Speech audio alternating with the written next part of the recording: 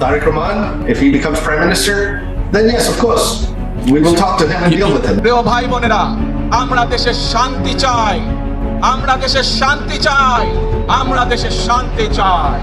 ক্ষমতাচ্যুত প্রধানমন্ত্রী শেখ হাসিনার ছেলে সজীব ওয়াজেদ জয় ত্রয়োদশ সংসদ নির্বাচনকে প্রহসন বললেও এবার সুর পাল্টেছেন। বাংলাদেশের নির্বাচনে আসা 400-র বেশি পর্যবেক্ষকের পর্যবেক্ষণ গ্রহণ করবে না আওয়ামী লীগ। ব্রিটেন ভিত্তিক গণমাধ্যম আইটিভিকে দেওয়া সাক্ষাৎকারে শেখ হাসিনার ছেলে সজীব ওয়াজেদ জয় দাবি করেন, নির্বাচন পর্যবেক্ষণে যাওয়া সীমিত সংখ্যক পর্যবেক্ষককে অন্তর্বর্তী সরকারের প্রতিনিধিরা সাথে করে নিয়ে গেছেন। জনাব সজীব ওয়াজেদ জয়, আপনাকে ডয়চে ভেলেতে স্বাগত। একদম সরাসরি প্রশ্ন থেকে একেবারে সরাসরি প্রশ্নতে ঢুকে যাই।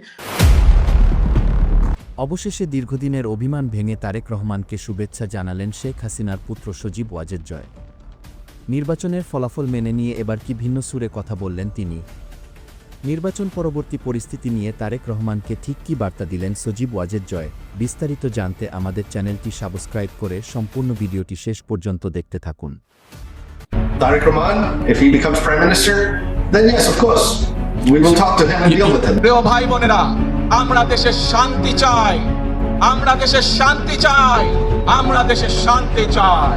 ক্ষমতাচ্যুত প্রধানমন্ত্রী শেখ হাসিনার ছেলে সজীব ওয়াজেদ জয় ত্রয়োদশ সংসদ নির্বাচনকে প্রহসন বললেও এবার সুর পাল্টেছেন।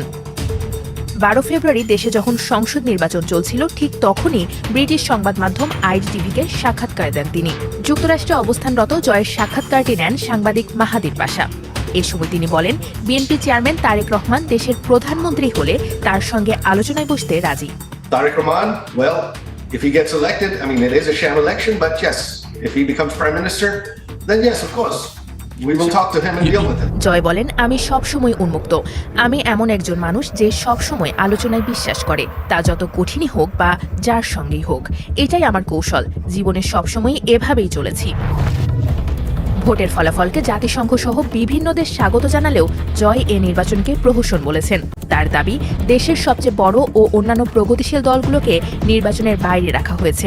এমনভাবে নির্বাচন হয়েছে যাতে সবচেয়ে বড় ইসলামীপন্থী দল জামায়াত তাদের জনসমর্থনের তুলনায় সংসদে বেশি প্রভাব পায়। এটি টেকসই হবে না। জয় বলেন, একে কোনোভাবেই অবাধ ও সুষ্ঠু নির্বাচন বলা যায় না। Today's election was a complete sham. অনির্বাচিত শাসন ব্যবস্থার নির্দেশে একটি দলকে নিষিদ্ধ করা নজিরবিহীন ঘটনা। সজীব ওয়াজেদ জয়ের দাবি, আওয়ামী লীগ সরকার নয়, বরং আদালতের রায়ে জামায়াত নির্বাচনে অযোগ্য হয়েছিল। তারা গঠনতন্ত্র সংশোধন করলেই নির্বাচনে ফিরতে পারত। Conflicted with our constitution. All Jamaat had to do was change their constitution and they could run again. There was no ban from the government on it. গত 3টি নির্বাচনে ব্যাপক কারচুপির অভিযোগ সত্ত্বেও জয়ের বর্তমান সমালোচনাকে কেন বিশ্ববাসী গুরুত্ব দেবে, এমন প্রশ্ন করা হয় হাসিনা পুত্রকে। জবাবে তিনি বলেন, বিষয়টি পুরোপুরি সঠিক নয়।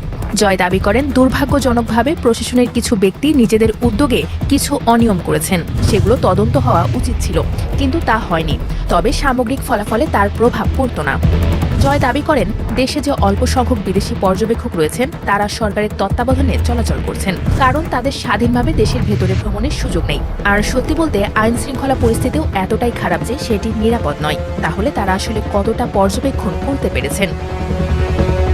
তবে 2024 সালের ছাত্র আন্দোলন দমনে সরকারের ব্যর্থতার কথা স্বীকার করেছেন সজীব ওয়াজেদ জয়। তিনি বলেন, আমাদের সরকার আন্দোলনকারী শিক্ষার্থীদের সঙ্গে বসে কথা বলতে ব্যর্থ হয়েছিল। জামায়াত ওই সুযোগ কাজে লাগিয়ে সরকার পতনের আন্দোলনের দিকে নিয়ে যায়। জাতিসংঘের হিসেবে গণ অভ্যুত্থানে নিহতের সংখ্যা 1400 ছাড়িয়ে গেলেও জয় তা মানতে নারাজ। তার দাবি, নিহতের একটি বড় অংশ পুলিশ ও আওয়ামী লীগ কর্মী। তাই সব হত্যার দায় এককভাবে সরকারের ওপর চাপানো যুক্তিহীন। তবে কয়েকশো মানুষের মৃত্যুর দায় স্বীকার করে তিনি বলেন, শেখ হাসিনা ব্যক্তিগতভাবে নিহতদের পরিবারের কাছে ক্ষমা চেয়েছিলেন। আমরা দায় স্বীকার করছি কয়েকশো মানুষের মৃত্যুর জন্য। আন্দোলনকারীদের ওপর কঠোর দমনীতির প্রশ্নে সজীব ওয়াজেদ দাবি করেন, গণমাধ্যমে প্রচারিত শেখ হাসিনার অডিও ক্লিপগুলো আংশিক ও এডিট করা। জীবন ও সম্পদ রক্ষায় যতটুকু শক্তির প্রয়োজন ছিল কেবল ততটুকুই ব্যবহারের অনুমতি দেওয়া হয়েছিল। শেখ হাসিনার মৃত্যুদণ্ডের রায় ও তার নিরাপত্তা নিয়ে জয় বলেন, তার মায়ের জন্য ভারত সবচেয়ে নিরাপদ জায়গা। তিনি বিশ্বাস করেন, পরিস্থিতি অনুকূলে আসলে শেখ হাসিনা একদিন অবশ্যই বাংলাদেশে ফিরবেন। জয় দাবি করেন, তার নিজের কোনো রাজনৈতিক উচ্চাকাঙ্ক্ষা নেই, টাকা বা ক্ষমতার প্রতিও তার কোনো লোভ নেই। Right now, no, she is in the safest place in the world that she can be. The Indian government is providing her full security. Sajeeb Wazed জয়ের এই সাক্ষাৎকার রাজনীতিতে নতুন আলোচনার জন্ম দিয়েছে। একদিকে নির্বাচনকে অবৈধ বলা, অন্যদিকে তারেক রহমানের সঙ্গে আলোচনায় আগ্রহ। সব মিলিয়ে আওয়ামী লীগের ভবিষ্যৎ কৌশল কোন দিকে যায় সেটি এখন দেখার বিষয়। জনাব সজীব ওয়াজেদ জয়, আপনাকে ডয়চে ভেলেতে স্বাগত। একদম সরাসরি প্রশ্ন থেকে একেবারে সরাসরি প্রশ্নতে ঢুকে যাই। আমার যেটা প্রথম প্রশ্ন সেটা হচ্ছে যে নির্বাচন শেষ হয়ে গেছে এবং নির্বাচন কমিশন বলেছে যে বাংলাদেশ গণতন্ত্রের ট্রেনে উঠে পড়েছে এবং অত্যন্ত সুষ্ঠুভাবে নির্বাচন হয়েছে, উৎসবের মেজাজে নির্বাচন হয়েছে। কি বলবেন আপনি? এটা তো একটা সম্পূর্ণ সাজানো নির্বাচন হলো, মানে সুষ্ঠু আর উৎসবের নির্বাচন কিভাবে হয়, রাতের থেকেই আপনার ভোট কেন্দ্র দখল, রাতের থেকেই আপনার গোপন ভোট শুরু, দুই প্রার্থীদের মধ্যে তাদের মধ্যে সহিংসতা, হামলা, ভোট কেন্দ্রের উপর হামলা, এই তথ্য তো সারা রাত ধরে বেরোচ্ছে, সারা দিন ধরে বেরোচ্ছে। আর আপনার মানুষ কতটা অংশগ্রহণ করতে গিয়েছে, আপনাদের অফিসিয়াল তো সংখ্যা সকালবেলা সামান্য একটু ছিল, তারপর তারা বাড়াচ্ছে দিনের। তবে ভোট কেন্দ্রে দেখা যায় মাঝে মধ্যে কিছু লোক আছে, কিছু কেন্দ্রে লোক আছে, তাছাড়া লোকজন নাই। তারপর আপনার অনেকেই যারা ভোট দিতে যাচ্ছে গিয়ে দেখছে যে তাদের ভোট অলরেডি দেওয়াই হয়ে গেছে। সো এটা তো কোনো নির্বাচনই হয়নি। আপনি যেটা বলছেন, আপনি যে অভিযোগ তুলছেন, আমরা ইতিমধ্যেই আপনার মা এবং বাংলাদেশের সাবেক প্রধানমন্ত্রী শেখ হাসিনার বিবৃতি পেয়েছি এবং সেখানে তিনি বলেছেন যারা ভোট দেননি তাদেরকে তিনি স্বাগত জানিয়েছেন। আমার প্রশ্ন হচ্ছে যে আজকে যে নির্বাচন আমরা দেখেছি, আমার যে সহকর্মীরা বাংলাদেশে আছেন তারা যেভাবে সেখান থেকে কাভার করছিলেন, তারা বলছিলেন মানুষ আসছেন এবং ভোট দিচ্ছেন। আমি যদি ঠিক এর আগের নির্বাচনের প্রসঙ্গে যাই, যে নির্বাচন আমরা এর আগে দেখেছি, সেখানে কিন্তু বারবার এই অভিযোগ উঠেছে। 2024-এর নির্বাচনে অভিযোগ উঠেছে, 2018 নির্বাচনে অভিযোগ উঠেছে। আপনার মনে থাকবে যে বলা হচ্ছে রাতের নির্বাচন, 2018-এ বলা হয়েছিল রাতের নির্বাচন। এর আগের বারের যে নির্বাচন আমরা দেখেছি, সেখানে আমরা দেখেছি সব মিলিয়ে 40% মতো ভোট পড়েছিল, 40% ভোট পড়েছিল। সুতরাং আপনারা আজকে যে অভিযোগটা আনছেন সেটা কতটা ভ্যালিড বলে আপনার মনে হয়? আপনি বলছেন সেই 2014 সালের নির্বাচন যেখানে বিএনপি বয়কট করেছিল, এখানে তো কেউ বয়কট করে না, এখানে বাধ্যতামূলক গায়ের জোরে। আমি 2024-এর নির্বাচনে 40% মতো ভোট করেছিল। 2024-এ আমরা তো এটা তো তখন আপনার বিএনপি নিজের ইচ্ছা বয়কট করেছিল, এটা তো কেউ বাধ্য করে নাই তাদেরকে। আমরা চেষ্টা করেছিলাম তাদেরকে নির্বাচনে আনতে।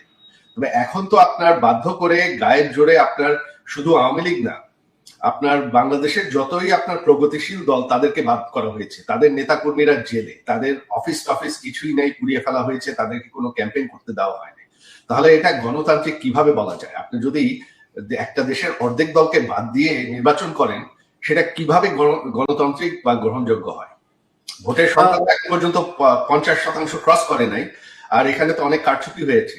তার মানে দেশের অর্ধেক মানুষের বেশি কিন্তু এখনো ভোট দেয়নি এই নির্বাচন। আমি সেই প্রশ্নটাই আসলে আপনাকে করছিলাম যে এর আগেও আমরা বাংলাদেশে এরকম নির্বাচন দেখেছি যেখানে 40%, 50% ভোট পড়েছে এবং তারপরে গণতান্ত্রিক সরকার তৈরি হয়েছে। সুতরাং যেই অভিযোগটা আপনাদের তরফ থেকে করা হচ্ছে যে গণতান্ত্রিক ভাবে ভোট হয়নি কিংবা যথেষ্ট পরিমাণ ভোট পড়েনি, সুতরাং এই ভোটকে আপনারা মানছেন না, যদি আপনারা না মানেন তাহলে আপনাদের এর পরবর্তী পদক্ষেপ কি হবে? আবারও বলছি, গত নির্বাচনগুলোয় তো কেউ বিএনপিকে জোর করে বাদ দেয় নাই, তারা নিজের ইচ্ছায় বয়কট করেছে, তাদের ভোটাররা ভোট দেয়নি কারণ বিএনপি বয়কট করেছে। এখানে তো কেউ বয়কট করেনি, এটা তো সাজানো একটা নির্বাচন, এটা তো শুরু থেকেই সাজানো, কারণ গায়ের জোরে বাধা দেওয়া হয়েছে, বন্ধ করা হয়েছে অন্যগুলো দলকে। আপনারা কি তাহলে এই নির্বাচন মানছেন না? না, অবশ্যই মানছি না। কিভাবে মানবো একটা নির্বাচন যেখানে অর্ধেক দল বাদ দেওয়া হয় গায়ের জোরে? সেটা কিভাবে নির্বাচন হয়? তাহলে কি যে নতুন সরকার গঠন হবে সেই সরকারকেও আপনারা মানবেন না? না, সেটা তো কোনো বৈধ সরকার হবে না। যদি তাই হয় তাহলে আপনাদের পদক্ষেপ কি হবে? পরবর্তী পদক্ষেপ কি? আমাদের পদক্ষেপ হবে যে এটা দেশের মানুষ দেখতে পারবে, যেই ক্ষমতায় আসুক দেশের মানুষ এটা বুঝবে, দেখা যাবে যে দেশের পরিস্থিতি কি হয়। গত 1.5 বছরে যা হয়েছে সেটা তো আমরা দেখেছি। আপনার কোনো আইন শৃঙ্খলা নেই, অর্থনীতি পড়ে গেছে, আরো হবে। আমি এখান থেকে আপনাকে একটা প্রশ্ন করতে চাই। আমরা দেখেছি যে বিএনপির চেয়ারম্যান যারা তারেক রহমান, তিনি কিন্তু একটি সাক্ষাৎকারে, রয়টার্সকে একটি সাক্ষাৎকারে তিনি বলেছেন যে শেখ হাসিনার যারা ছেলে মেয়ে তারা যদি বাংলাদেশের রাজনীতিতে আসতে চান তাহলে তারা স্বাগত। আপনি কি তাহলে বাংলাদেশের যে পরবর্তী রাজনীতি, সেই রাজনীতির ময়দানে নামছেন, বা আপনার মায়ের সঙ্গে এই বিষয়ে কোনো কথা হয়েছে?